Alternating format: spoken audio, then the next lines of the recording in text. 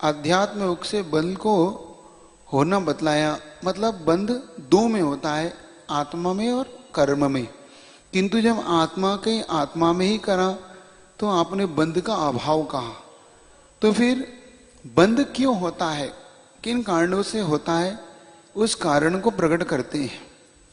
किन कारणों से जीव में और कर्म में बंध होता है, वो कारण आप बताने का हमें विनय पूर्वक पूछता है शिष्य कि बताएं हमें। तो आचार्य महाराज इस गाथा के माध्यम से इस बात को खोलते हैं।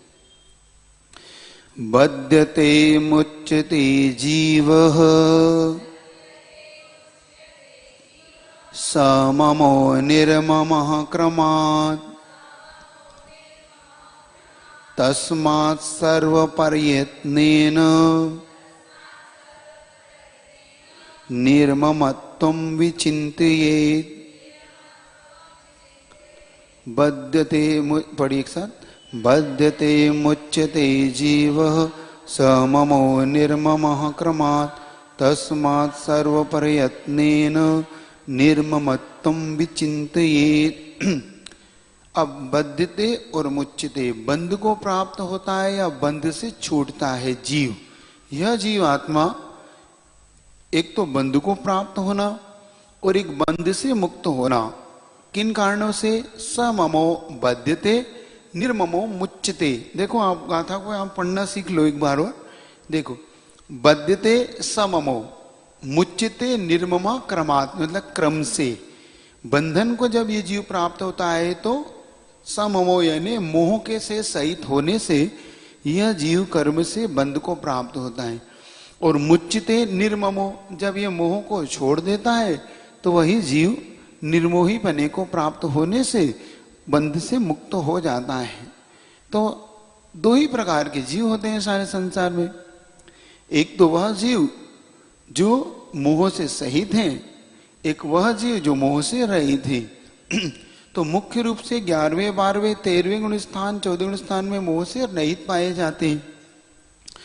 उससे ऊपर वाले जीव मोह से सहित पाए जाते हैं।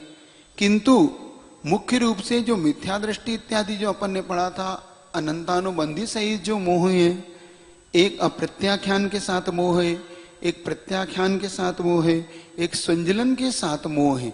इनमें यहाँ पर क्रम क्रम से भेद पाया जाएगा, ये आपको ध्यान देना है। तस्मात् सर्वप्रयत्नेन, इसलिए सभी जीव को संपूर्ण प्रयत्न पूरी शक्ति लगाकर निर्ममत्वम विचिंतित, निर्मोही होने का ही चिंतन करना चाहिए। क्योंकि हर व्यक्ति क्या चाहता है? ऊपर उठना चाहता है और बंध से रहित होना चाहता है। अगर बंध से रहित होना चाहता है तो क्या करना होगा उसे? निर्ममत्वम विचिंतित, हमेशा मोह से रहित स्वरूप का ही चिंतन करो। इसकी हिंदी ऐसे, ममता वाला और ममता से रहित जीव कर्म से बंधता है और छूटता है। इसलिए संपूर्ण प्रयत्न करके, संपूर्ण मतलब पूरी ताकत लगा दो, पूरी शक्ति लगाकर हर जीव को निर्ममत्व होने का पुरुषार्थ करने की जरूरत है। आचार्य महाराज इस प्रकार से। तो अब अपने को समझने वाली दृष्टि है कि जब हम निर्ममत्व होंगे तो हमें कौन से गुणस्थान तक होना चाहिए। इसको गुणस्थान परक अपन ने पढ़ा है, तो अथवा कसाय परक भी इसको समझ सकते हैं। जब हम कसाय सहित होंगे तो सहित होंगे तो मोह स्वाभाविक जागेगा, लेकिन हर गुणस्थान परक मोह बदलेगा। मिथ्या दृष्टि का गाढ़ मोह होगा। मिथ्या दृष्टि का मोह इतना गाढ़ होगा कि वो अपने प्राण तक दे देगा। पढ़ा था ना अपन ने कि उसकी कसाय लेश्या वगैरह, कृष्ण लेश्या वगैरह अशुभ लेश्याओं से रंजित होकर वो उस वस्तु के लिए प्राण दे देगा अथवा प्राण ले लेगा। वो ना लेने से डरेगा ना देने से डरेगा। कसाई को छोड़ने का पुरुषार्थ वो नहीं करेगा। वो इतनी तीव्र कसाय बांध लेगा कि जब तक बदला ना ले लूं तब तक मैं इसका छोड़ने वाला नहीं। पढ़ा था ना लेश्या के अंतर्गत। कृष्ण लेश्या वाला कैसा होता है ना? दुष्ट स्वभाव वाला हाँ, तीव्र क्रोध करने वाला, बेर को नहीं छोड़ने वाला, मरने मारने से नहीं डरने वाला, धर्म कर्म से रहित, धर्म दया से जो रहित होता है दो गला, ठगने वाला, ये सब पीत पद्म, पीत कृष्ण कापोत, कृष्णिल कापोत, तीनों लेश्या वाले जीव इस प्रकार के भाव वाले हुआ करते हैं। तो यहां पर वो मोह के साथ घटाना कि जिसकी कसाई जितनी तीव्र होगी, मतलब जो जीव अब अनंतानुबंधी कसाय वाला होगा, इस प्रकार से उसके बार बार भाव होंगे। आपका बेर छूटता है कि नहीं? तीव्र कसाई कैसी रहती है? छूट जाता है, क्योंकि भद्र मिथ्या दृष्टि होने पर वो भद्र मिथ्या दृष्टि अलग प्रकार से अपने आप ही अलग कार्य करने लग जाते थोड़े। वो भी शीतल जैसे उनकी भी शुक्ल लेशा हो जाती, मिथ्या दृष्टि की भी 6 लेशा हो जाती। किंतु मोह के कारण देखो, अब भरत चक्रवर्ती जैसा भी छायिक सम्यक दृष्टि भी होकर, अब छायिक सम्यक दृष्टि है, अब किसी भी कंडीशन में उसका सम्यक दर्शन नहीं छूटेगा। अनंतानुबंधी का कोई भी अंश नहीं है, मिथ्यात्व का कोई टुकड़ा नहीं है, मतलब सातों प्रकृति वहां से गायब है। छायिक सम्यक दर्शन तभी होता है। फिर भी अपने भाई के ऊपर चक्र चला रहा है, किस कारण से? और घर में वैरागी, दो ही काम नहीं हो पा सकते, घर में वैरागी भी हो जाए और भाई पे चक्र भी चल जाए, नहीं। इसका मतलब है कि अप्रत्याख्यान कसाई का वहां पे मोह उदय में आ रहा है, और वो भी इतना तेज आ रहा है कि वो भाई को भाई नहीं गिन के चक्र प्रति बनकर रोब झाड़ते हुए और उसकी गर्दन भी अलग करने के लिए वो तैयार है। यहां पर ये महाराज कह रहे हैं कि दोनों के बीच में युद्ध हो रहा है कि भैया क्या कारण है? तो युद्ध हो रहा है क्योंकि जब मोह के कारण ही वस्तु मेरी है वो तेरी का भाव उत्पन्न करता है। कौन डालता है इस भाव को? ये तेरा है, ये मेरा है, कौन डालता है भाव? मोह डालता है। आपके घर में कौन सी चीज है कि ये तेरी है मेरे का भाव डालती है? तुमने क्यों हाथ लगा दी इसको? क्यों छू लिया? तुमने इसको कैसे हाथ लगा दिया? ये कौन डालता है? वस्तु तो नहीं कहती, वो जो जड़ है, वस्तु तो जड़ है। जड़ तो नहीं कह रहा कि देखो हाथ मत लगाना मैं उसका हूं, कह रहा है ऐसा? मोबाइल कह रहा है डोंट टच मैं उनका हूं, आप हाथ ना लगाएं। मोबाइल को थोड़ी पता है, ये किसको पता है? चेतन आत्मा को। तो हम चेतन द्रव्य वाले हैं, तो हमें पता है ये किसका है, और इसी के लिए हम कहते हैं ये मेरा है। तो ये कौन कहलाता है? मोह। इसी का नाम मोह। बहुत लोग पूछते ना मोह क्या, इसी का। तो आचार्य महाराज यहां पर बार बार कह रहे हैं, जब भी वे इस प्रकार से होगा दोनों भाई भाई छायिक सम्यक दृष्टि हैं, सायिक सम्यक दृष्टि होते हुए मात्र मोह के कारण ये वस्तु मेरी पन का जो भाव है उनका, ये भाव ही उनके लिए युद्ध के लिए कारण दोनों भाइयों के बीच में बन पड़ा। क्यों? क्योंकि हर व्यक्ति उस वस्तु को देखकर सोच रहा है। अब देखो, मोह से पहले भी एक बार आपको उदाहरण दिया था कि राम जब अविरत दशा में हैं, सीता के साथ वन में गमन कर रहे हैं, तो सीता के लिए पत्थरों से पेड़ों से पूछ रहे हैं, मेरे हाय सीता, हाय सीता है ना। रावण ले गया तो किससे पूछ रहे हैं? पेड़ों से, पत्थरों से, नदी से, नालों से, तुमने देखा, तुमने देखा, तुमने। और वही राम जब मुनि बन गए, वही राम जब दीक्षा को दान कर गए, तो अब मोह को प्राप्त नहीं हो रहे हो। अब सीता उतर के आ रही है तो भी वो नहीं, मुझे नहीं चाहिए सीता। अरे उस समय तो आप नदी नाले से पूछते फिर रहे थे। कोई बात नहीं, उस समय मोह बहुत था, आपसे लगाव बहुत था, अब लगाव नहीं है, अब तो ठीक। जब आपने ही छोड़ दिया, सीता ने छोड़ दिया ना, सीता राम समझा रहे कोई बात नहीं, अब चलो, होना सा तो जो हो गया। सीता कहते नहीं, अब होना सा तो हो गया। अब मैं भी तो यही कह रहा हूं, जो होना सा तो अब हो गया, अब और नहीं, अब तो मैं चली, मैं जाऊंगी। कहां जाऊंगी? पृथ्वीमती माता जी के पास। तो उनका मोह छूटा, नहीं तो वो भी राम के लिए कहां कहां नहीं घूम रही, वही सीता राम के लिए वन वन भटक रही, और वही सीता राम को कह रही नहीं, हो गया, अब आप रहो आराम से। तो वही भाई के कारण लक्ष्मण के मोह में इतने मोहित कि नहीं छोड़ा। कृतांतवरक कह रहा है, कृतांतवरक को कह रहे मूर्ख है, दीक्षा ले रहा है, पागल हो गया। दोनों बेटे दीक्षा ले रहे, लव कुश, तुम मूर्ख हो, इसी आयु दीक्षा लेने की आयु। लेकिन जैसे ही भाई गए, उनका बेकार, अब उनका मोह टूट। इसी को यहाँ पे आचार्य महाराज ने कोट किया कि जब तक ये व्यक्ति मोही रहेगा, तब तक ही ये उस दो वस्तुओं को अपना मानता हुआ बंधु को प्राप्त होगा। और जब वही व्यक्ति उस वस्तु से अपना मोह छोड़ देता है, होता है कि नहीं?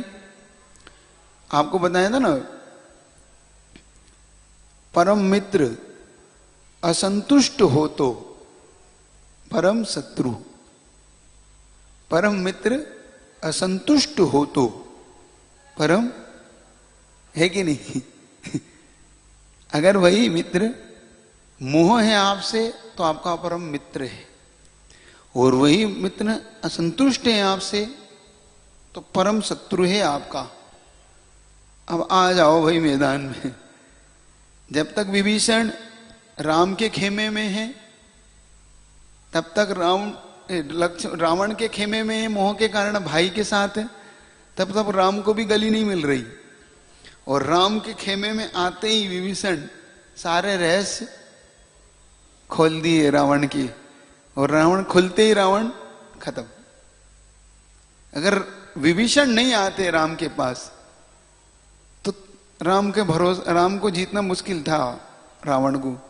अगर विष्णु दर्शन की कथा को आप देखो, आप जैन दर्शन में कुछ अलग कथा है, लेकिन अगर वैष्णव दर्शन की तो पग पग पर विभीषण, पग पर, इसीलिए तो कहावती बन गई, घर का वेदी भेद, गुरु बिन ज्ञान भेद बिन चोरी, बहुत नहीं तो थोड़ी थोड़ी, कि उन भेद के बिना नहीं हो सकता काम। बस यही मोह का परिणाम है। जब तक रावण से मोह था तो उनके खेमे में थे, और राम से मोह हटा तो राम के खेमे में जाके, खेमा समझ गए, उनकी सेना में जाकर शामिल हो। तो परम मित्र असंतुष्ट हो तो परम, समय नहीं लगता बदलने में, कौन मित्र है कौन शत्रु है, पल भर लगता है बस। अभी इधर बैठा था, अभी उधर बैठ गया, हो गया, परम शत्रु ही परम मित्र हो गए, पता पड़ गया कौन किधर बैठ गए। ये तो यहाँ पे मात्र मोह का सबसे बड़ा, तो बजते और मुच्यते। अगर अपने आप को ऐसा चिंतन करेगा कि सर्व प्रयत्न से निर्मत्व को ही ध्यावे, क्योंकि अब यहां पर एक शब्द बहुत महत्वपूर्ण है, ध्याने का। विचिंतिये मतलब जब अब आप ग्रस्त हो महाराज, हम क्या करें, अब हम थोड़ी छोड़ सकते हैं महाराज, हमारा मोह, तो मोह मत छोड़ो, लेकिन उस निर्मोहत पने का चिंतन तो करो। नहीं छूटता है मत छोड़ो, कोई बात नहीं, आपके घर की। लेकिन जितने देर के लिए आप अगर सामायिक ध्यान इनमें बैठते हो, तब तो निश्चिंत होने का मतलब निर्ममत्व होने का पुरुषार्थ करो। वो भी नहीं करते, तब क्या मतलब?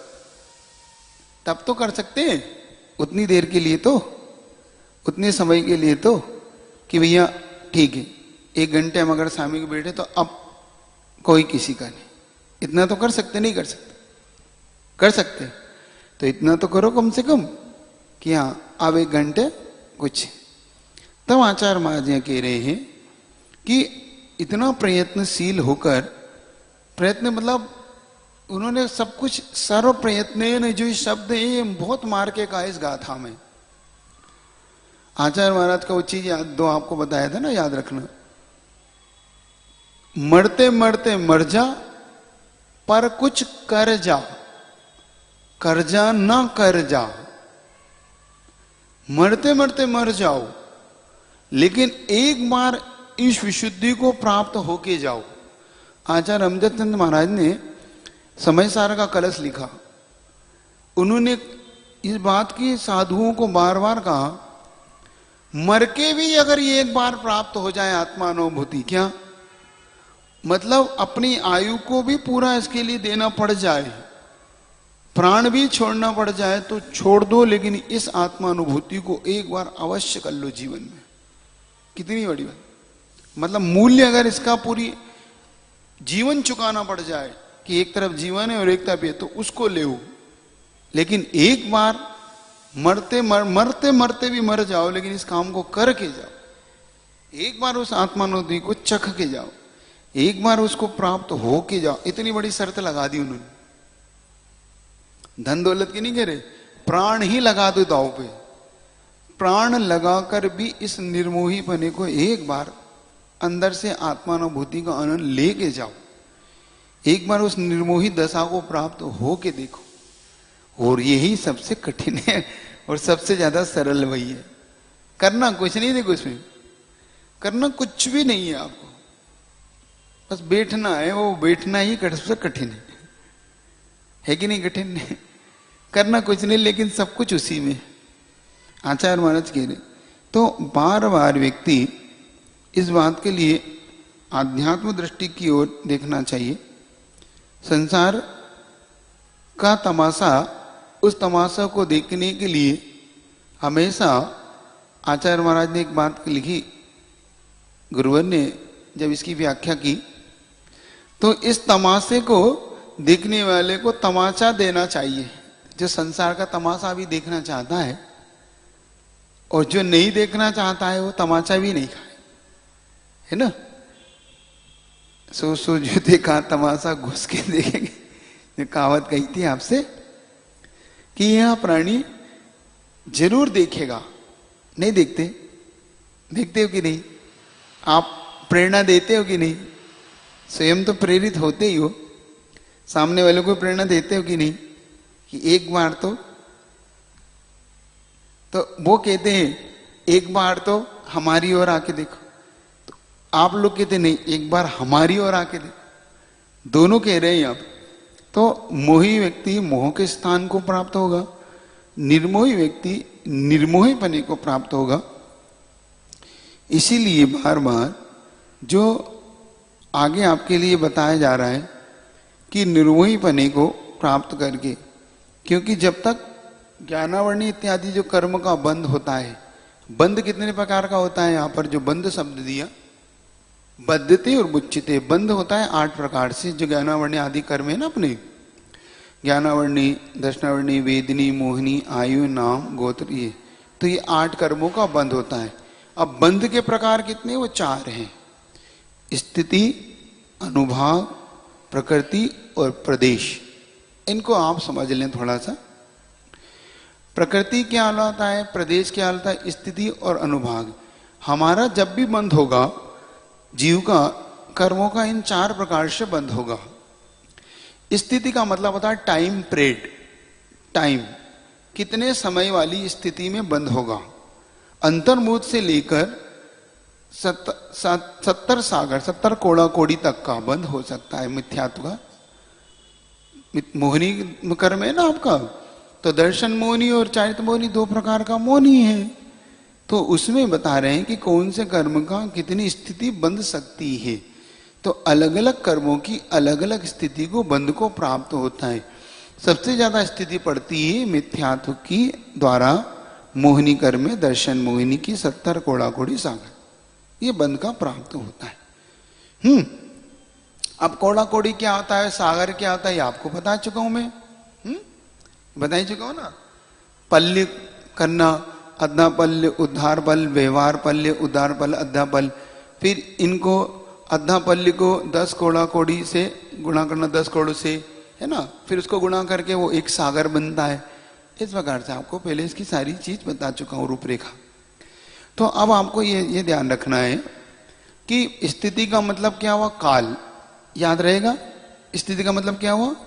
काल, मतलब समय, पीरियड। तो इतने समय उस कर्म के बंध का, इतना काल तक बंध को प्राप्त होता है, उसका नाम स्थिति है। फिर अनुभव, स्थिति प्रकृति। प्रकृति का अर्थ होता है उसका स्वभाव, नेचर, किस कर्म का क्या स्वभाव है। ज्ञानावरणी का काम क्या है? ज्ञान को आवृत करना। दर्शनावरणी का काम का दर्शन नहीं देना। वेदिनी का काम सुख दुख का प्राप्त होना। मोहिनी का काम मोह में डालना, मतलब आपको उसका, सामने वाले को गाफिल करना। वेदिनी नाम कर्म का आपके लिए छोटा और बड़ा बर्तन के रूप में, जैसा नाम कर्म कुंभकार के समान। गोत्र का काम उच्च गोत्र नीच गोत्र में आपको डालना। आयु कर्म आपको रोकता है ना, बेड़ी के समान। और क्या बचा? अंतराय कर्म, विघ्न डालना। अगर अंतराय का काम है दाता देता और भंडारी का पेट दुखे, बस, मतलब आपको देने से रोक दे, ये अंतराय कर्म का। तो इसका नाम है उसकी प्रकृति, स्वभाव। आप इस बात को बहुत अच्छे जानते हैं भैया, उनका स्वभाव तो ऐसा ही है। कहते हैं ना आप, भैया क्या करोगे, उनका नेचर है। अब वो गुस्से में, तो उनका गुस्सा करना उनका नेचर है। झूठ बोलते भैया, उनका झूठ बोलना स्वभाव बन गया। आप क्या करें भैया, उनको कितना समझा दिया, वो झूठ ही बोलते। चोरी करते हैं, चोरी करना उनका स्वभाव है। तो उनका स्वभाव मतलब ये नेचर। तो कर्म, कौन से कर्म का क्या नेचर है, स्वभाव है, ठीक। तो प्रकृति, स्थिति, है ना। अब अनुभाग, अनुभाग का अर्थ होता है शक्ति, कि किस कर्म की क्या शक्ति है। फलदान, क्षमता, क्षमता बोलते हैं ना। तो कर्म की क्या फल देने की क्या क्षमता है, इसको बोलते हैं उसकी अनुभाग शक्ति। अनुभाग किस भाग में फल देता है हमें? तीव्र फल देता है, मंद फल देता है, मध्यम फल देता है, अलग अलग होता है, एक जैसा नहीं होता ना। जैसे कि कड़वापन, मान लो, अब कड़वापन से समझ में आपको आ जाएगा। मान लो नीम होती है, करेला होता है, तो करेला कम कड़वा होता है, नीम उससे ज्यादा कड़वा होती है, उससे ज्यादा चिरायता कड़वा बहुत होता है। गुड़बेल उससे ज्यादा कड़वी, और विष उससे ज्यादा कड़वा। सब ये एक से बढ़ के एक। नींब, कांजीर और विष और हलाहल, ये 4 अशुभ प्रकृतियों के उन्होंने अनुभाग के लिए बताया कि नींब, कांजीर, विष और हलाहल। नीम से ज्यादा कांजीर, कांजीर से ज्यादा विष, विष से ज्यादा हलाहल। हलाहल मतलब साइनाइट। जिह्वा पे भी रखते बता नहीं पाया और मर गया।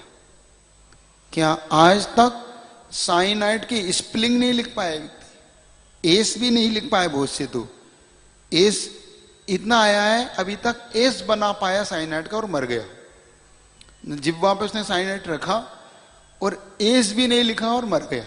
इतना कठोर विष होता है। उसको बोलते हैं हलाहल। क्या बोलते हैं उसको? हलाहल जहर। तो इस प्रकार से अनुभाग। और एक होता है गुड़, खांड, शर्करा, अमृत। ये 4 प्रकार शुभ प्रकृति के बंध होते हैं।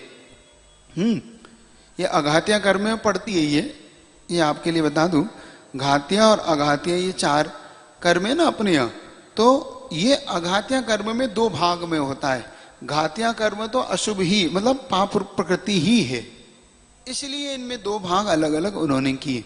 थोड़ा क्लिष्ट हो रहा होगा आपको विषय, नहीं समझ में आ रहा? क्लिष्ट तो नहीं हो रहा, क्योंकि हमका पहले अगर थोड़ा समझाए तो जल्दी आ जाएगा, ठीक है ना। तो इस प्रकार से निम्ब, कांजीर, विष, हलाहल अशुभ, और गुड़, खांड, शर्करा और अमृत। तो गुड़ से ज्यादा मीठे होती है खांड, खांड से मीठा होता है शर्करा, शर्कत से ज्यादा अमृत।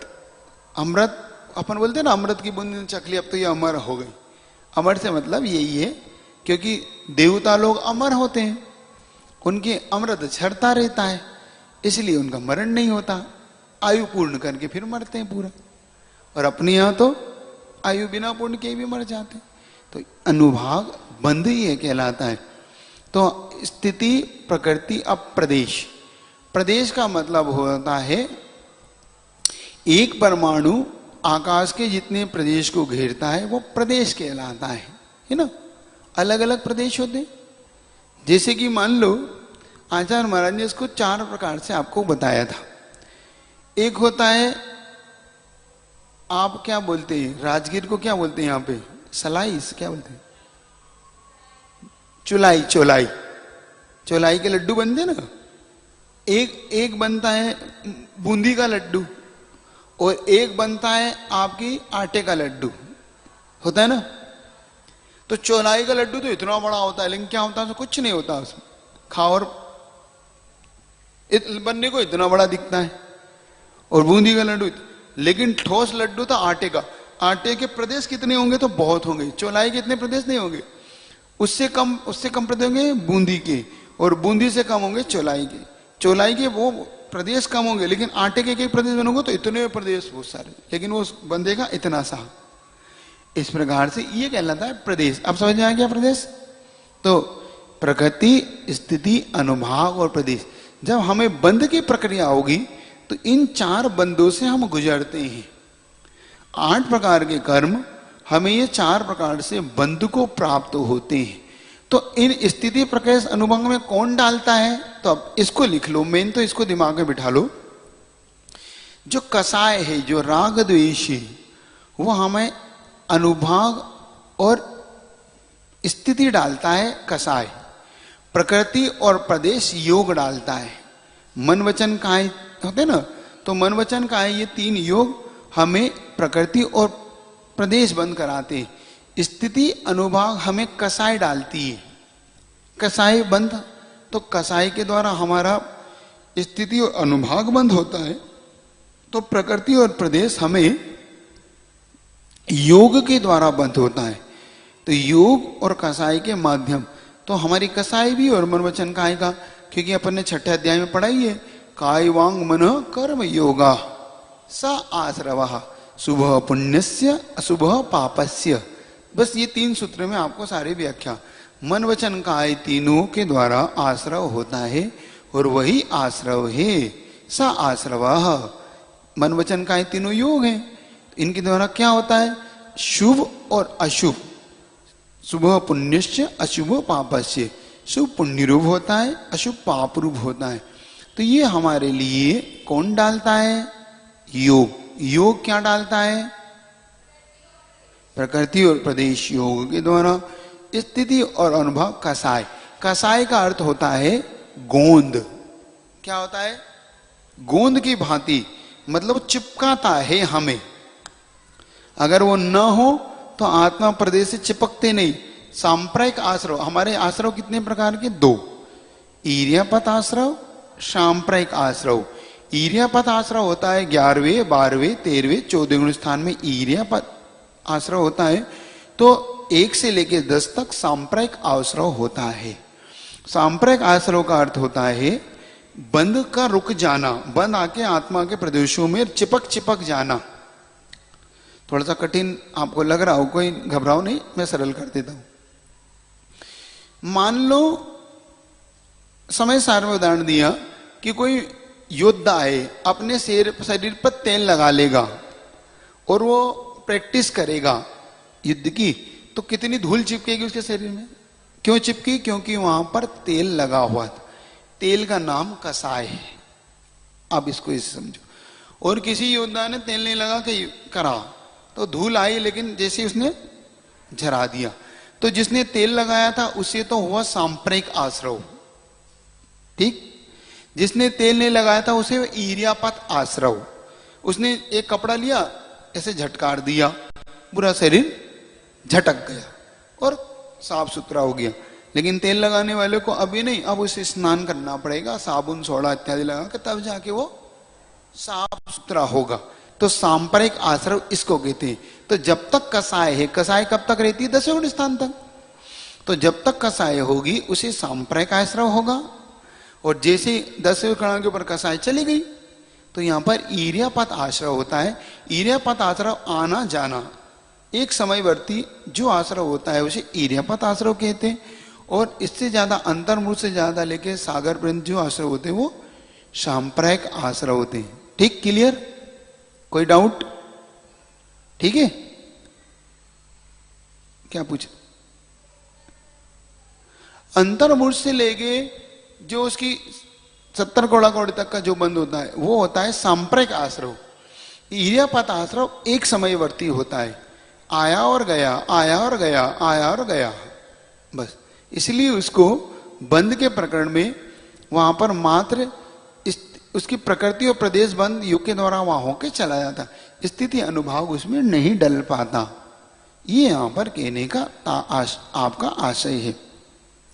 तो अपने अपने लिए आप समझने में ये आ गया कि मोह के कारण जीव बंध को प्राप्त होता है। तो मोह दो प्रकार का होता है, चारित मोहिनी और दशा मोहिनी। जो बंध होता है वो 4 प्रकार का होता है, स्थिति, प्रकृति, प्रदेश, अनुभाग। स्थिति और अनुभाग कसाय डालता है, प्रकृति और प्रदेश योग डालता है। इन दोनों के माध्यम से जीव बंध को प्राप्त होता है। किंतु जब ये निर्मोही हो जाता है, 11वें 12वें गुण स्थान की ओर बढ़ जाता है, तो यह जीव निर्मोही होने के कारण ईर्यापत आश्रव करता रहता है और सांप्रदायिक आश्रव 1 से 10वें गुण स्थान तक इसको होता रहता है। अब एक और चीज समझ लें अपन कि 4थे गुण स्थान तक जो अप्रत्याख्यान रूप कसाय का बंध हो रहा था वहां से, लेकिन जैसे उसने 5वें गुण स्थान वर्ती हुआ तो उसकी अनंतानुबंधी अप्रत्याख्यान चली गई। चल जाने के कारण अब यहां पर उसकी असंख्यात गुणी निर्जरा के लिए वो तैयार हो गया, क्योंकि 2 कसाय जाने से उसका जो बंध होता था अब वो बंध कम होने लगा। और जो संकल्प इत्यादि, व्रत इत्यादि, नियम इत्यादि लिए थे उसने, उसके कारण उसकी निर्जरा का काम और श्रवण का काम शुरू हो गया। जो जो प्रकृति के बंध में होते थे उन प्रकृतियों पे उसने रोक लगा दी और उन प्रकृतियों का क्षय करने लगा। और जैसे ही वो संजलन कसाय में आया तो यहां पर मुनि बना। तो मुनि बनते उसकी अनंतानुबंधी, अप्रत्याख्यान, प्रत्याख्यान तीनों कसाएं चली गई। अब मात्र संजलन उसकी रह गई। तो संजलन वाला और निर्मोही हो गया, धीरे धीरे निर्मोही हो रहा ना वो, ऐसा लगा लेना। अनंतानुबंध जाने से कुछ निर्मोही हुआ, अप्रत्याख्यान जाने से असंयम से निर्मोही हुआ, अनंतानुबंध जाने से मिथ्या चला गया, अप्रत्याख्यान जाने से असंयम चला गया तो देश संयम आ गया, देश संयम भी चला गया उसके सकल संयम आ गया। तो इतने इतने अंश में वो निर्मोही होता जा रहा है। आगे आगे जाके उसका निर्मोहीपना बढ़ता चला जाएगा और बंध उसके कम होते जाएंगे। बंध की जो 148 प्रकृतियां हैं वो थोड़ा पढ़ने योग्य है। आप यथा समय से कर्मकांड इत्यादि से देख लेना, बहुत अच्छी प्रकृतियां। 148 बंध की जो प्रकृतियां हैं कर्म की 148 है कुल, और मूल प्रकृतियां 8 है। ऐसे 156 प्रकृतियां हो जाती हैं, मूल में 8 और उत्तर प्रकृतियां 148। बंध के योग 120 प्रकृतियां होती हैं जो बंध के योग्य होती हैं। 28 प्रकृतियां, कुछ प्रकृतियां जिसमें से छूट जाती हैं, वो आपको यथा समय बताऊं कि अभी बताऊं? बहुत लंबा आपका विषय हो जाएगा, बता दूंगा आपको 20 भी, जिसमें से स्पर्शन आदि जो होती है 20 में टोटल होती है ना, उसमें से 16 छूट जाती है। 4 का ही बंद होता है, 16 वो छूट जाती है। और आपके जो शरीर नाम कर्म की कुछ प्रकृतियां है ना आपकी, उसमें से 10 प्रकृतियां वो 26, और मिथ्यात्व में से सम्यक मिथ्यात्व और सम्यक प्रकृति ये 2, टोटल 28 प्रकृतियां ये बंध के योग्य नहीं है। ये तो 120 प्रकृतियां आपकी रह जाती, मैं बता दूं आपको, ठीक है। इस प्रकार से आपको आगे ध्यान रखना। आचार्य श्री की हिंदी कर ले। बाकी निर्ममत ममत्व तो आप समझ ही गए, बंद और छूटना भी आपको समझ में आ गया। नहीं तो कल इसकी और कर लेंगे व्याख्या, कोई बात नहीं। आचार्य श्री की हिंदी कर ले। जीव कर्म से बनता तब है, ममता से जब मंडित हो, बंधन से भी मुक्त वही हो, निर्ममता से पंडित हो। इसीलिए तुम पूर्ण यत्न से निर्ममता का मनन करो, चिंतन मंथन आराधन भी तथा उसी को नमन करो। ये तो ठीक है, समझ आ गई? अच्छा अच्छा, हिंदी तो सरल है, नहीं आई? इसकी भी व्याख्या करूं? नहीं करूं? आ गया ना? जीव कर्म बनता तब है तब ममता से मंडित हो, मतलब जब मोह से जो युक्त हो जाता है तो बंध को प्राप्त होता है। बंधन से मुक्त वही हो, निर्ममता में पंडित हो, जिसने मोह को छोड़ दिया वो। इसीलिए तुम पूर्ण यत्न, मतलब पूरी ताकत लगा दो, पूरी ताकत लगा के इसका चिंतन करो, मनन करो, मंथन करो, इसकी आराधना करो, तथा उसी को नमन करो, इसी निर्मोही पने को नमन करो। और नमन ही आप किसको करते हैं, सही बताओ? आखिर आप भगवान को नमन, मुनि महाराज को नमन क्यों करते हो? उनके निर्मोही पने के लिए ही तो करते हो, कि इन्हें किसी से मोह नहीं है, मैं ही हूं जो मोह नहीं छोड़ पाए। जिन वाणी के ज्ञान से सूझे लो गलो, सो वाणी मस्तक धरू सदा दे। हे जिन वाणी भारती तो हे जपु दिन रिन, जो तेरी शरणा गए।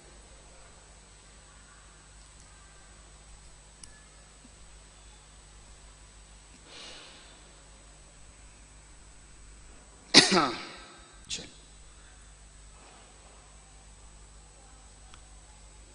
अब शाम को ही सवा